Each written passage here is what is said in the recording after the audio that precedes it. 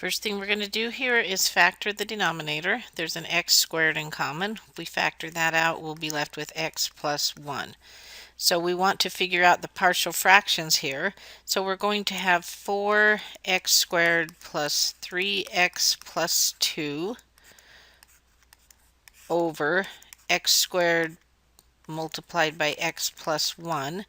And so we're going to have a fraction with an x squared denominator and then a fraction with an x, because we have the repeated factor here, and we need to get any fractions that when combined would have this denominator. And then we're going to have a third one that's going to be x plus 1. So we're going to have a, b, and c here. Now if we cleared this of fractions by multiplying by this common denominator, this would be gone. The x squared would cancel with an x squared and leave an x plus 1. One of the x's would cancel, so that's going to leave an x and an x plus 1. The x plus 1 would cancel here, and that would leave an x squared. So let's write down what we have left. We've got 4x squared plus 3x plus 2 equal a multiplied by x plus 1 plus bx times x plus 1 plus cx squared. Now multiplying all of this out and equating coefficients will always work, but on linear factors the convenient x is generally the much quicker way to go. So I am going to let x equal 0, and that would give me 2 equals a, and this would zero out and this would zero out. So I've got a that way. Now I'm going to let x equal -1.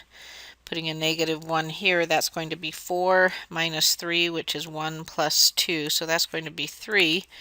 -1 would zero this and this out. -1 squared, that would give me c. Now how am I going to find b? Because it zeroed out with both of those choices. I'm simply going to choose another x, and then I will substitute that in for x, and then I will substitute in the two values I've found for a and c so that I can find b. So let's do that. What might we pick? It doesn't really matter. Something not too large, something that's easy to substitute in. Maybe I'll just let x equal 1. It's kind of an arbitrary thing. So if I put a 1 in here, that's going to be 9 equal, putting a 1 here, I'm going to have 2, and a was 2, plus putting a 1 here, I'm going to have 2b, plus putting a 1 here, I'm going to just have c, but c was 3. So that was pretty easy to substitute in. I also substituted in the values for a and c. Now I can solve this for b. So it looks like I have 2b will equal, see, this is 4 and 3 is 7, subtracted over here 2, so b will equal 1.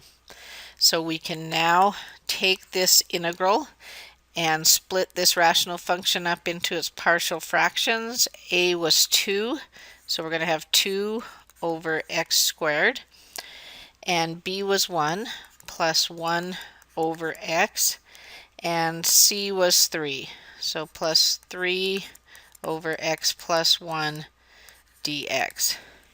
Now let's go ahead then and do the integration of each of these partial fractions. So it looks like we have, for this one, I can think of this as x to the minus 2. So when I integrate that, that's going to be -2 over x. And then here I'm going to have plus the natural log absolute value of x, and then plus 3 times the natural log of the absolute value of x plus 1 plus a constant.